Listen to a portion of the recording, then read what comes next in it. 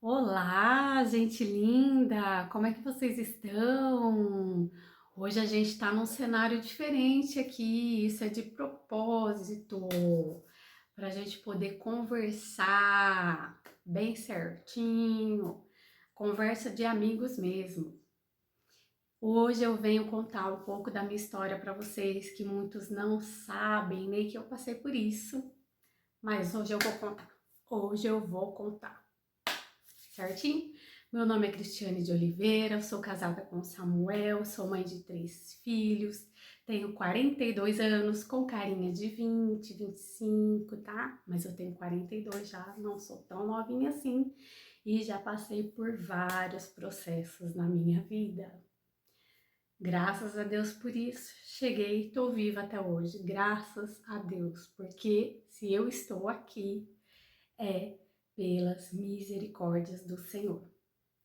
Falando sobre pessoas que não põem para fora aquilo que elas sentem, não conseguem resolver o problema de imediato, engole o sapo e fica com a faca atravessada aqui, sabe? Te digo que isso traz, assim, terríveis consequências para o seu futuro. Então, a partir de hoje, decida falar, entendeu? Bateu, levou. Com educação, entendeu? No estilo, na elegância, mas resolva o problema na hora. Tenho experiência disso. Sempre fui uma pessoa tímida, uma pessoa retraída, introvertida, como é o nome do canal, certo? Isso me trouxe muitos prejuízos. Como? Na minha adolescência eu fui muito zoada, eu não me sentia pertencente, eu achava que todos eram melhor do que eu, me sentia, sabe, um cocô, para dizer a verdade.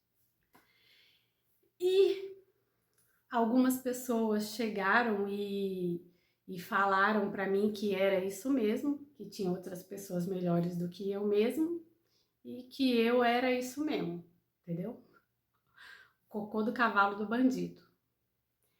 E tem coisas que pessoas falam para você que você toma como verdade. E isso não me trouxe benefício nenhum, pelo contrário, me entristeceu muito.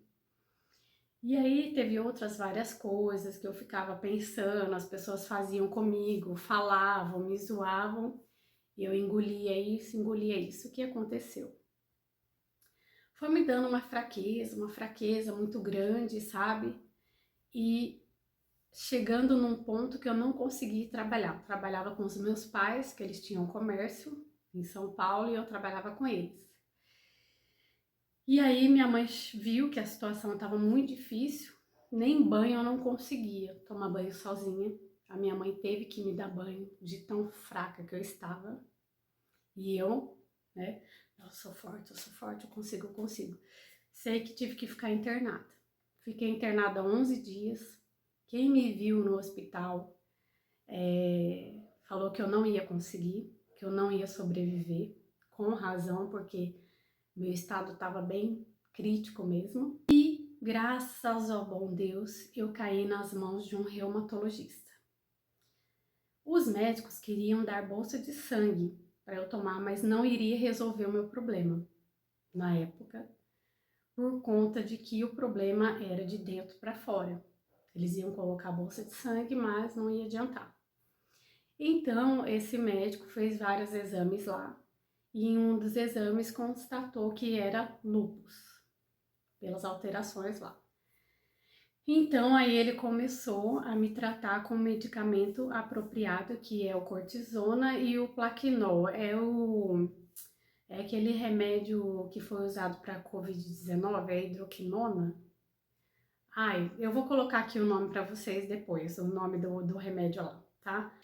E aí eu comecei a melhorar, o organismo começou a reagir e a minha irmã também começou a fazer um jejum, tadinha. Ela fez jejum de 11 dias, isso ela tinha 7, 8 anos. E graças a Deus, Deus ouviu suas orações, né? Por causa desta oração também, deste jejum que eu estou aqui. Muito obrigada, Ju. E aí, essas medicações me deram, assim, muitas espinhas. Eu fiquei gorda pra caramba. A cara ficou uma bola enorme. Eu fiquei muito feia, sabe? Fiquei, assim, totalmente transformada. Não parece a pessoa que eu sou hoje. Tô muito melhor hoje, graças a Deus. E esses médicos falaram para mim que eu não poderia ter filho porque essa doença poderia se agravar.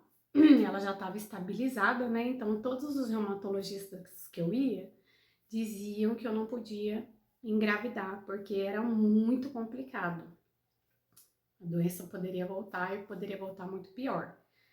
Isso, gente, muito antes, né? Hoje, várias mulheres com este problema engravidam e é normal, entendeu? Só os médicos ficam ali avaliando certinho com os exames para ver se não vai alterar as coisas, né?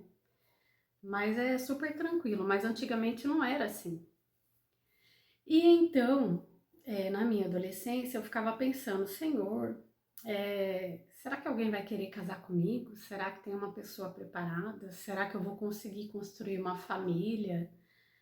Será que eu vou conseguir casar um dia? Vou ter que falar para essa pessoa, né, que talvez eu não possa ter filhos e tudo mais. Será? E eu tava num estado depressivo, assim, eu me sentia tão sozinha, sabe? Tão mal, com uma baixa estima muito elevada, sabe? Que eu lembro que uma vez, antes de ser diagnosticada com essa doença, a gente sempre teve tudo, sabe? Financeiro. Meus pais nunca deixaram faltar nada. Eu tinha o carinho dos meus pais, tudo mais. Mas me faltava algo. Eu lembro que uma vez eu não tinha ninguém em casa e meu pai tinha uma arma e eu fui capaz de pegar essa arma e colocar na cabeça. Infelizmente eu fiz isso e aí eu pensei bem, falei assim, se eu fizer um negócio desse, a minha mãe vai sofrer muito e ela vai se culpar pelo resto da sua vida. Ela vai achar que a culpa é dela, então eu não posso fazer isso, sabe? Mas passou pela minha cabeça, porque era uma tristeza tão grande, mas tão grande, que não tinha como, sabe? Tudo que eu fizesse não. Aí, logo depois a gente começou a ir para a igreja, conhecer Jesus, tudo, e eu ia para a igreja e sentia às vezes sim a presença de Deus e as pessoas falaram várias coisas que colocaram um jugo muito pesado nas nossas costas de novo convertido, então tudo que falavam pra gente, a gente acreditava, sabe? Não pode isso que é pecado, não pode isso que é pecado, não pode isso que é pecado, não pode isso que é pecado, nem meia calça eu não podia usar, pra você ter noção. Então, a pessoa se achava santa, mas olhava para os outros e queria, assim, usar calça como os outros usavam, sabe? E queria, assim, se arrumar como os outros se arrumavam, mas se achava a santa. Então, mas em outro vídeo a gente fala mais sobre isso, né? Sabe, que chegou uma época que eu falei assim, nossa, mas parece que a minha vida tá muito pior. Tá muito pior do que antes, quando eu era do mundão lá, sabe? Então, às vezes quando você se converte, começa a andar com pessoas erradas, olha, pode ser pior. Então, olha para Jesus, sabe? Leia a Bíblia, olha para Jesus mesmo, que Ele é perfeito. E siga os mandamentos de Jesus. Não siga aquilo que os outros vêm falar para você, que os outros acham que é certo. Sigam a palavra. Aí, eu não fiz isso até eu contei para minha mãe tudo que tinha acontecido e realmente ela se sentiu muito culpada e a culpa não era dela, né? Isso era, com certeza, espiritual. E aí hoje eu entendo que por ficar segurando todas essas coisas, não colocar para fora, às vezes não falar sobre aquilo que eu estava sentindo, que acarretou a vir essa doença, né? Que eu quase morri. Mas aí a gente orou muito, pediu muita oração para as pessoas, tudo, muitas pessoas oraram por mim e eu revivi. E aí então a gente mudou-se de São Paulo para Minas Gerais, para uma cidade mais tranquila, onde eu me senti muito mais feliz, onde eu me encontrei mais. Eu gosto de cidade pequena, de cidade tranquila, não gosto de cidade agitada, só para passear e olhe lá. E eu fui me recuperando a cada dia. E aí aqui eu encontrei o meu esposo. Fui na mesma igreja que ele e até ele sempre trabalhou muito na igreja, ele tocava bateria, tocava violão, ele ajudava em tudo que ele podia na igreja e até o que me chamou a atenção foi que ele não parava de trabalhar na igreja. Eu falava assim, que menino metido, fica o culto inteiro andando para lá e para cá, andando para lá e para cá. Eu critiquei ele, mas foi isso que me chamou a atenção, sabe? Porque eu pedia para Deus alguém que agradasse o coração do Senhor, alguém que trabalhasse para Deus, alguém que me ajudasse espiritualmente. Então o Senhor me apresentou ele, que foi assim, ele é uma pessoa muito sábia, uma pessoa maravilhosa, sabe? Que tem muita paciência comigo. Nossa, ele é tudo de bom. E aí, eu vou começar a chorar aqui. E aí, depois de 5 anos que a gente se casou, eu fiquei grávida. E aí eu me preocupei muito e aí os médicos também ficaram preocupados porque talvez poderia ser que desse pepino, né? Só que aí, o que aconteceu? Graças a Deus, foi tudo bem na gravidez. Foi uma gravidez super tranquila. E hoje, a minha belezura, a Caroline, está com 12 anos. Graças a Deus, já está maior do que eu, quase. Falta um dedinho para ela ficar maior que eu. É linda, sabe? Desde quando ela nasceu, a nossa vida se transformou. Ela é uma filha maravilhosa. Então, ela é um grande milagre, porque eu não poderia ter ela aos olhos da medicina. Mas quando o Senhor promete, o Senhor cumpre. Se é da vontade de Deus, Deus vai fazer. Ainda que os médicos digam não, o Senhor é aquele que quando Ele quer dizer sim, Ele diz sim. E quem é que pode impedir o sim de Deus? Então ela já foi um grande milagre na minha vida. E aí, depois de alguns anos, eu tive ela em 2011. Em 2018, eu fiquei grávida de novo e foi uma gravidez muito difícil. Aí meus exames já estavam bem alterados, porque os meus exames de sangue dão uma inflamação. O VHS, deu trombofilia adquirida, vários examinhos aí que dá para trombose, essas coisas dá alterado, sabe? E eu já tava com esses exames alterados. E aí eu fiquei grávida do Pedro. E aí a placenta tava descolada, ele tava com um probleminha no coração, ia ter que fazer uma cirurgia muito grande assim que ele nascesse. E todas as vezes que eu pensava nessa gravidez, eu não conseguia ver um futuro com o Pedro, sabe? Não conseguia. E eu orava muito, falava, Senhor, fala comigo, me responde se o Senhor tem um plano nessa vida. E o Senhor não me respondia. Eu procurava na Bíblia, em músicas, num profeta, mas o Senhor não me respondia, sabe? Mas quando eu ficava em silêncio, sabe? Eu sabia que eu ia chorar. Quando eu ficava em silêncio, vinha uma voz no meu coração assim: não vai ser, tá? Não vai ser. E eu não conseguia ver ele nos meus braços, nada disso. Aí, todas as vezes que eu ia dormir, eu falava assim: Senhor, será que eu vou conseguir acordar no dia de amanhã? Porque eu me sentia tão mal, mas tão mal. Era como se o corpo inteiro tivesse inflamado, sabe? E eu sentia a morte assim, ó, passando pertinho, pertinho. Eu falava: Senhor, será que eu vou ter um futuro? Será que eu vou ver a minha filha crescer? Tudo mais.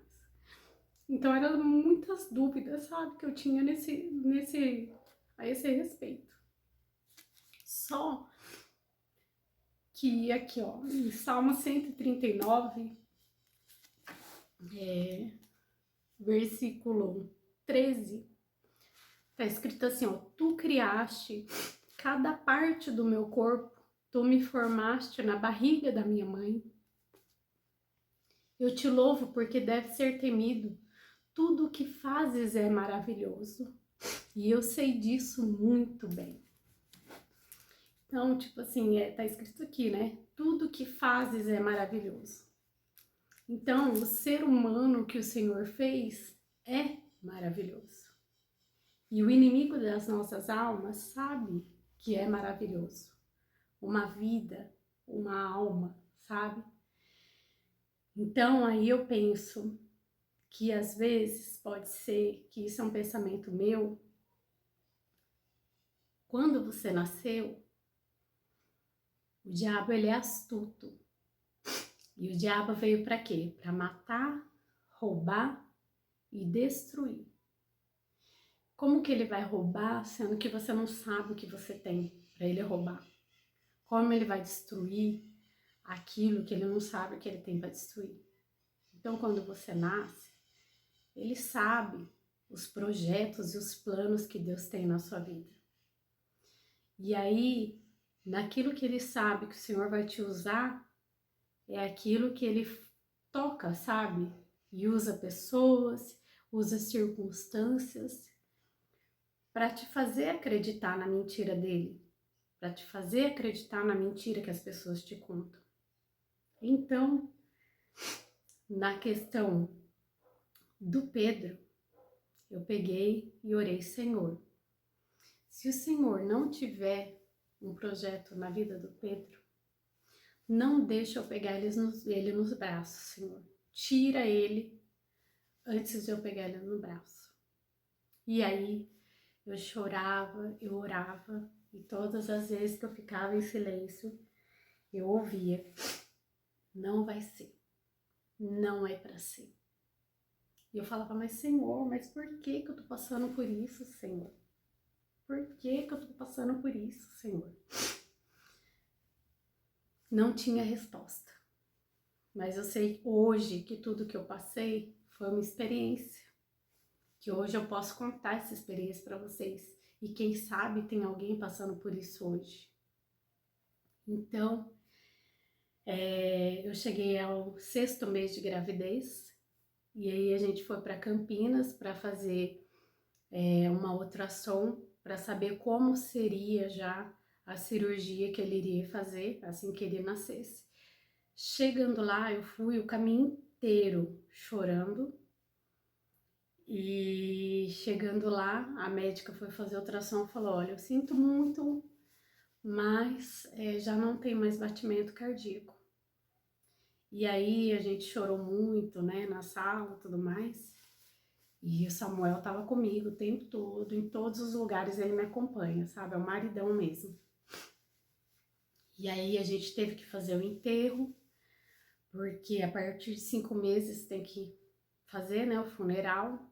E aí eu não queria ver, eu tive que ganhar ele parto normal, só que quando o bebê tá vivo, é mais fácil, porque o neném mesmo por si só, ele ajuda a nascer, né? E no caso dele, como ele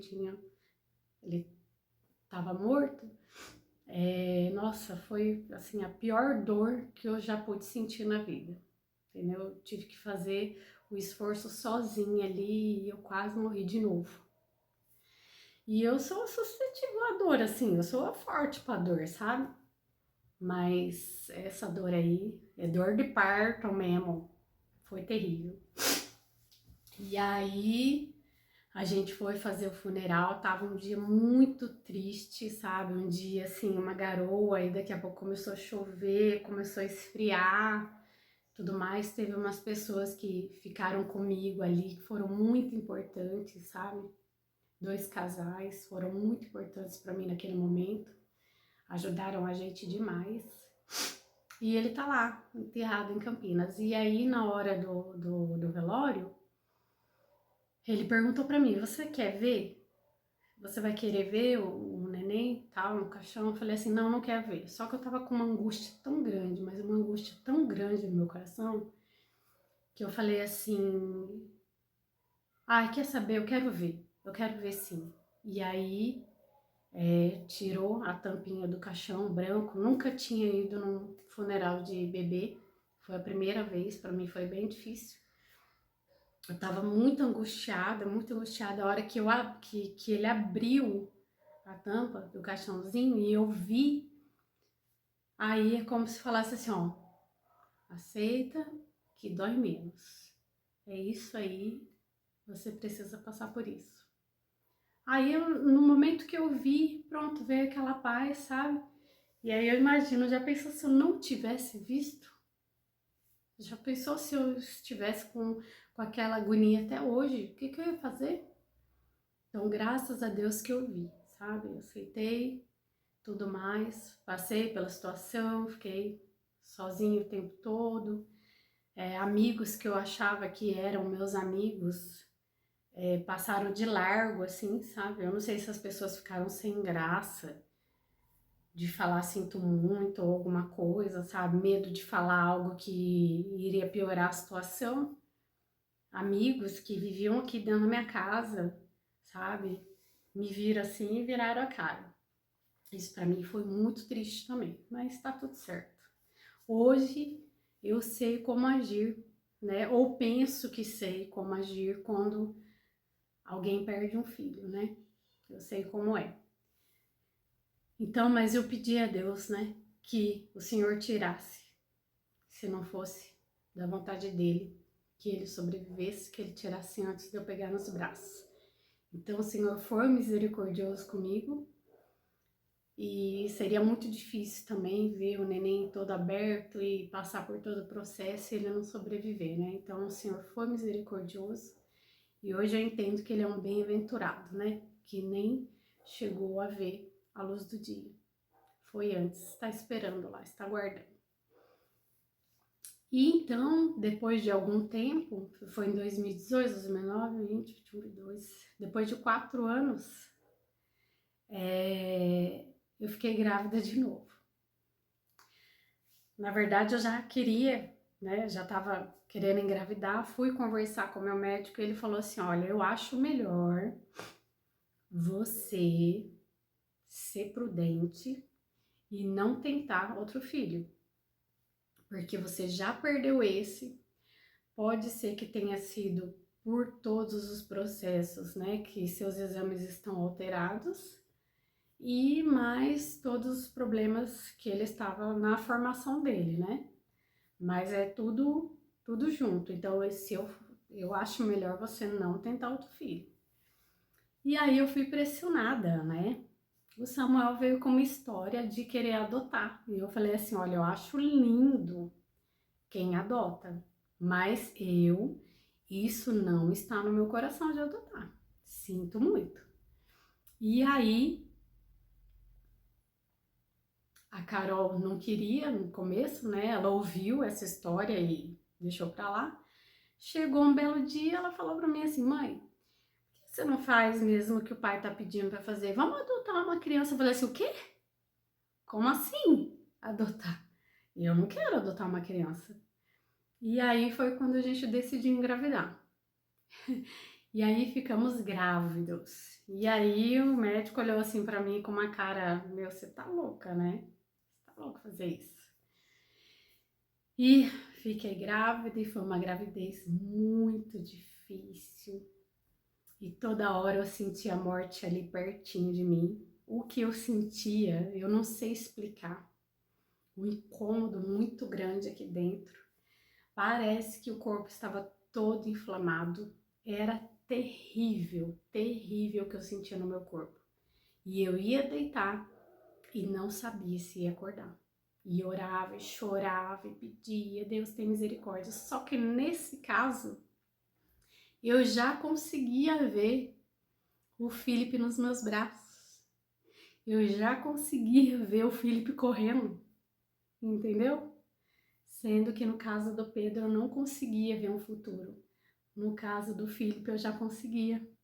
Olha que coisa linda. E eu tive que tomar Clexane. Eu chorava para tomar essa Clexane, que é aquela injeção na barriga, por causa da trombofilia adquirida, para não entupir o cordão umbilical.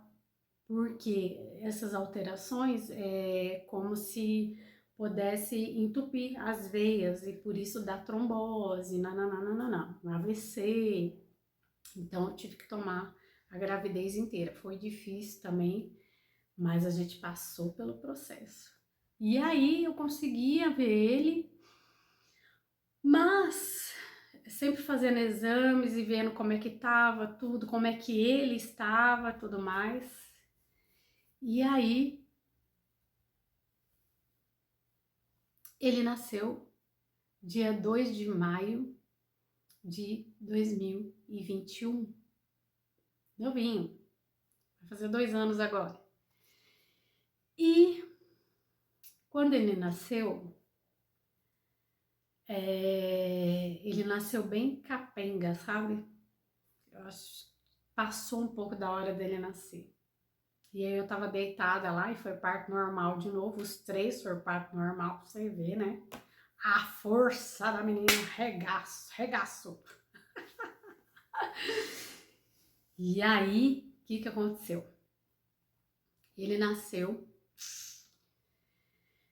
e o menino não respirava, não chorava. E o Samuel tava aqui atrás de mim, assim. E aí veio uma enfermeira, daqui a pouco veio outra enfermeira, e aí virava o menino de ponta cabeça, batia no menino e fazia assim com ele, e foi vindo gente, eu desesperada, eu olhava, Senhor, Deus, tem misericórdia, Deus, Senhor, não leva Jesus, não leva o Felipe, Senhor. Aí eu olhava pro Samuel assim, ele só tava olhando assim. Eu olhava pra ele assim, tipo, faz alguma coisa, né? Mas ele não podia fazer nada. E eu olhava pras enfermeiras, um monte de gente em volta da criança, e batendo no menino, e o menino roxo. E eu falava, Senhor, não é possível que eu cheguei até aqui, o Senhor vai levar ele também. E eu orava, Senhor, dá vida, Jesus. Dá o fôlego de vida para esse menino. Não é possível, Senhor, que eu passei por tudo isso e eu vou perder de novo. Sabe, veio aquele medo no meu coração, mas no fundo, aquela certeza, vai dar tudo certo. E aí, eu peguei aqui, né, o relatório do nascimento dele, tá escrito assim, ó. Recém-nascido, nasceu deprimido, sem drive respiratório, hipotônico, cianótico com FC, maior que 100 BPM, eu nem sei o que é isso. Realizado 3 ciclos de VPP, estímulo tático, melhora da nananana, porém manteve drive respiratório regular. Aí ele foi para UTI e tudo mais, aí eu sei que depois, logo depois, ele foi reagindo, mas ele nasceu deprimido, sem drive respiratório. Lá, quando eu levei esse relatório pro pediatra dele, que ele viu, ele falou assim, nossa, eles dão uma nota pro recém-nascido, sabe? E ele nasceu com nota 4. Aí ele falou assim, olha, essa nota é muito baixa, mas graças a Deus que ele caiu na mão de alguém muito bom, sabe? Muito responsável, porque de 4 ele foi para 7, de 7 ele já foi para 8. Porque se ele tivesse caído na mão de pessoas erradas, ele não tava aqui hoje comigo, entendeu? Então eu louvo a Deus que ele caiu nas mãos certas. E a minha oração direta era, Senhor, coloca os médicos certos, as pessoas certas, Senhor, para fazer o meu parto. E graças a Deus, o Senhor colocou anjos ali e colocou pessoas certas, graças a Deus. Então, para quem foi diagnosticada com lúpus e por causa de todas as alterações no sangue, né, de todas as inflamações, não poderia ter filhos, então tive 3, né, um eu perdi. Só que, assim, na medicina, eles falam, eles contam que mesmo que perdeu, ele não chegou, é um natimorto que chama, né? Porque a criança nem veio a ver a luz, né? Mas é contado como se foi 3 filhos, entende? Então, tá no meu coração aqui também o Pedro. Então, foi a Carol, que é um milagre, vou colocar aqui a fotinho para vocês, né? A fotinha dela com 13 semanas, né, dentro da minha barriga, não sei se vocês vão conseguir ver certinho, é como se ela tivesse de frente, assim, com as mãozinhas assim, não sei se vocês vão conseguir ver, e o Felipe aqui, né, a do Pedro, eu vou ver se eu acho, tá bom? Vou ver se eu acho para colocar aqui também. E o Felipe aqui desse lado, ó, para vocês verem, tá? Ele tá de ladinho assim e com... Não, tá de ladinho assim, com a cabeça assim, não sei se vocês vão conseguir ver, né? Como a gente não é acostumado a ver isso todos os dias, fica meio... E o Felipe aqui. E aí eu vou colocar uma foto dos dois hoje, tá? A Carol, né? Uma moça, um meu milagre, e o Felipe, né? O meu milagre também.